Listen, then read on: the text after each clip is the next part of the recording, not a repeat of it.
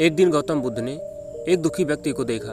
व्यक्ति बुद्ध के चरणों में गिरकर अपने दुख दूर करने का उपाय जानना चाहता था।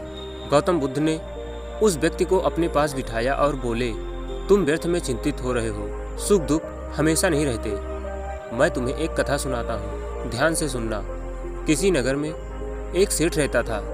वह बड़ा ही उदार और परोपकारी था। उसके दरवाजे पर जो भी आता था वह उसे खाली हाथ नहीं जाने देता था और दिल खोलकर उसकी मदद करता था। एक दिन उसके यहाँ एक आदमी आया। उसके हाथ में एक पर्चा था जिसे वह बेचना चाहता था। उसके पर्चे पर लिखा था, सदा न रहे। इस पर्चे को कौन खरीदता? लेकिन सेठ ने उसे तत्काल खरीद लिया और अपनी पगड़ी के एक छोर से बांध लिया। नगर के कुछ लोग सेठ से ईर्ष्या करते थे। उन्होंने एक दिन राजा के पास जाकर उसकी शिकायत की, जिससे राजा ने सेठ को पकड़वाकर जेल में डलवा दिया। जेल में काफ़ी दिन निकल गए। सेठ बहुत दुखी था।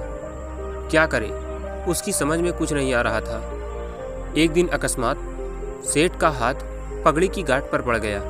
उसने गांठ को खोलकर पर्चा निकाला और उसे पढ़ा। पढ़ते ही उसकी आंखें खुल गई। उसने मन ही मन कहा, अरे तो दुख की बात क्या है? जब सुख के दिन सदा ना रहे तो दुख के दिन भी सदा ना रहेंगे। इस विचार के आते ही वह जोर से हंस पड़ा और बहुत देर तक हंसता रहा। जब चौकीदार ने उसकी हंसी सुनी तो उसे लगा सेठ दुख के मारे पागल हो गया है। उसने राजा को खबर दी।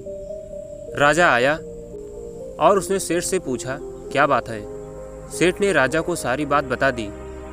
उसने कहा, राजन, आदमी दुखी क्यों होता है? सुख दुख के दिन तो सदा बदलते रहते हैं। सुख और दुख तो जीवन के दो पहलू हैं। यदि आज सुख है तो हो सकता है कि कल हमें दुख का मुंह भी देखना पड़े। यह सुनकर राजा को बोध हो गया। उसने सेठ को जेल से निकलवाकर उसके घर भिजवा दिया।